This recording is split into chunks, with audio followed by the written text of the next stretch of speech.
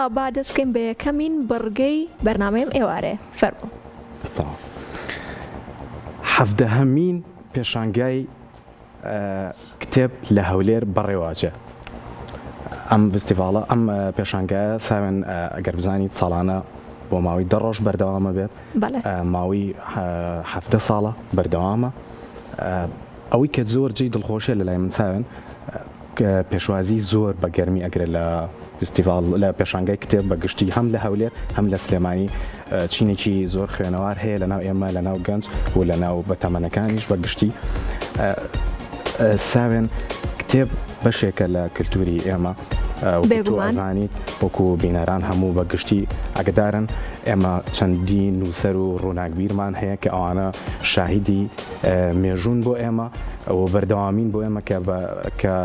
کتێب بەشێکی گرنگە لە ژیانمانە کە ئەتوانم بڵێم بۆ جیلی ئێمە بۆ ئێستا و بۆ جیلی دوای ئێمەش کتێبەکانی ئەوان بەشێکن لە درێژە پێدەری ئەو ئەدەب و هونەر و کللتوری کە لەناو ئێمەیە هەیە. جالاوە ئەم پێشەنگایە لە پارکی سامی عەبدوڕەحمانی شاری هەولێر بەڕێواچێت و هەر لەوێش هاوکارمان لەگەڵمان نابێت، بەڵام پاشکەمێکی دیکە ئامادە بێت. جالاوە ئەمێ باسێکی ئێوە بکەم. من وەکو خۆم زۆر چێش لە خوێندنەوەی ڕۆمان وەرەگرم. ئەی تۆ حەزت بە چێ زیاتر ئەگەر بخوێنیتەوە؟ من زیاتر لەگەڵ ئەدەبیاتی خوێنراوە و شعر و ئەوانم بە تایبەت نالی چوارینەکانی نالی دیوانی نالی لای من زۆر تایبەتە. ساوێن ئەوە بزانم کاکە قارەمان هاوکارمان لە هەولێری پایتەختەوە لەگەڵمانە. قارەمان سڵاوت لێبێ ئەگەر وردەکاریمان بیتێ کەشی فستیڤاڵەکە کەشی پێشانگاکەمان چۆنە ڕوات سڵاوت لێبێ. ئێوارە باش قارەمان.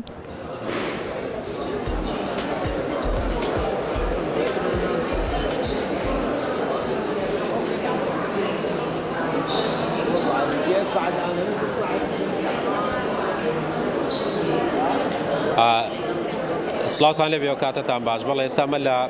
پێشانگای نێودەوڵەتی هەولێرن دیارە ئەمڕۆ پێشانگایەک داوە کە 7مین پێشانگای نێودەوڵەتی کتێبە و لە دیمەنەکانیش دەبینن. ئەنی بەشێکی زۆری و ژمارەیەکی زۆر لە چاپخانە کوردیەکان چاپخانە عەرەبی و ئێرانیەکان بەشداریان کردو لە 7مین پێشانگای نێودەوڵەتی هەولێر. دیارە پێشانگای نێودەوڵەتی هەولێر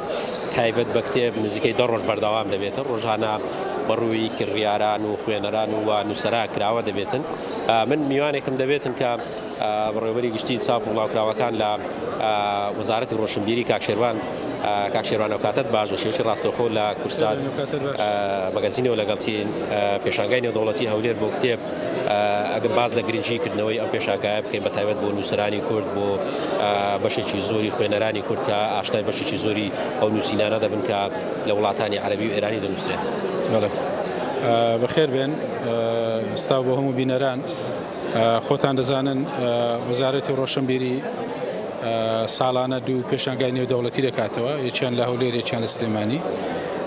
ئەمڕۆ یەکەم ڕۆژی کردنەوەی پیشانگای نێودەوڵەتی هەولێر بوو کە وەزارەتی ڕۆشنبیری لەگەڵ دەستگای مەدا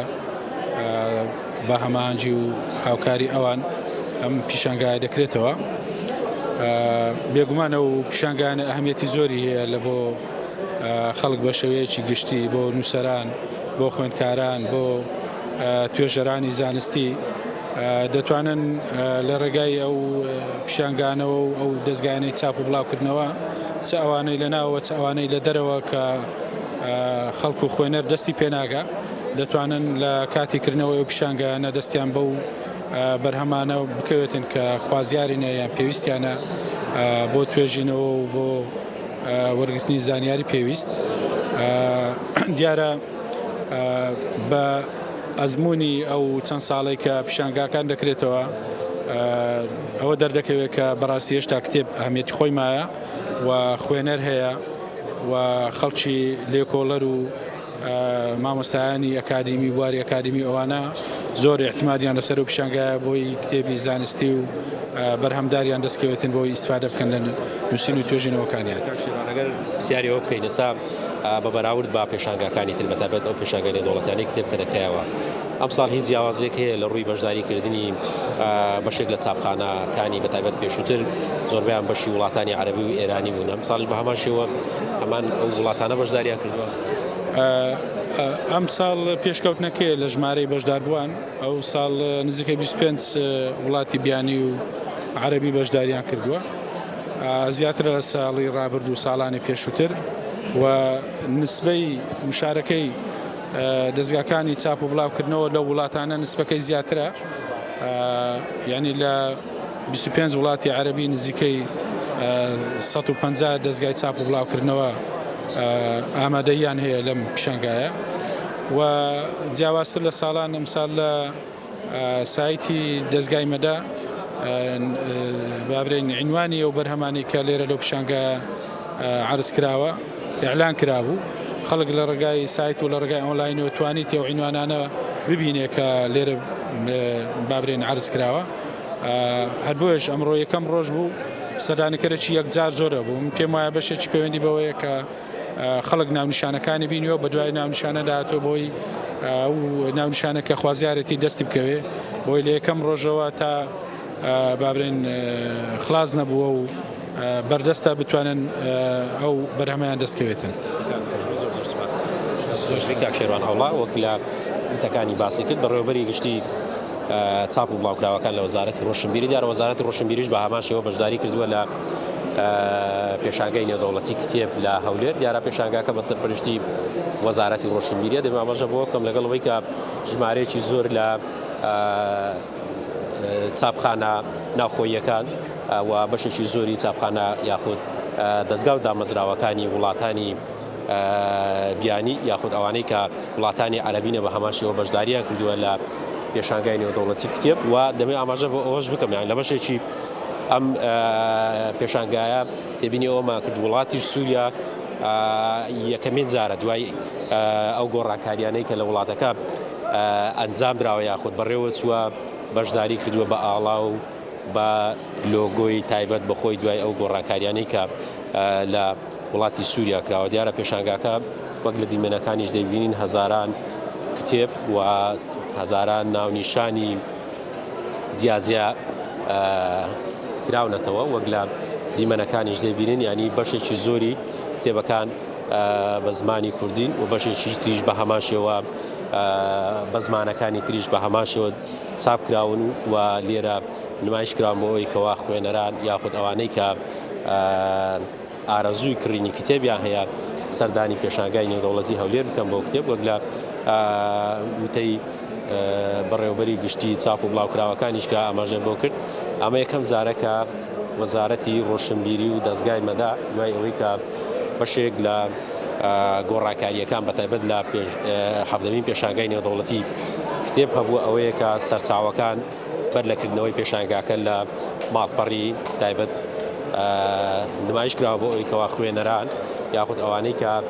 بە دوای سەرچاوە دەگەڕێن بێن سەردانی بکەن و کتێبەکان بکڕن، وەک لە دیمەنەکانیش ئەوەی کە دەبینن یعنی قەرەباڵغی هەیە، بەڵام بەو شێوەیە کە بەیانی پێشانگاکە کرابەوە کە بەشێکی زۆری نووسەر و بەشێکی زۆریش بە هەمان شێوە لە خوێنەران سەردانی ئەم پێشانگایەکی لە دیمەنەکانیش دەبینن. پێشانگای نێودەوڵەتی هەولێر بۆ کتێب ئەمە حەڤدەمین پێشانگای نێودەوڵەتیە کە بە بەشداری ژمارەیەکی زۆر لە چاپخانە و دامەزراوەکانی چاپ و بڵاوکراوە بەشداریان کردووە و بەشێکی زۆری ئەم کتێبانەی کە نمایش دەکرێن تایبەتن. مامۆستا گیان دەتوانێت قسەمان بکەین بە شێوەیەکی ڕاستەوخۆ لەگەڵتین باز دەوە بکەین؟ زۆر ناتەقنیم لە بوورە ناتەقنی زۆر دەستت خۆزیۆ وەڵە دیارە نەویست قسەمان بکە، وەک لە دیمەنەکانیش دەبینین ینی بەشی جیاجیا و تەوەری جیاجیا و ئاستی جیاجیا دیاری کراوە بەتایبەت بۆ نووسەران بۆ خوێنەران. دەتوانم قسەمان بکەن سەبارەت بە بەشداریت کردووە یاخود هاتووی کتێب بکڕێگە بۆم باس بکەی؟ تۆ قسەم بۆ بکە ئێوە وەکو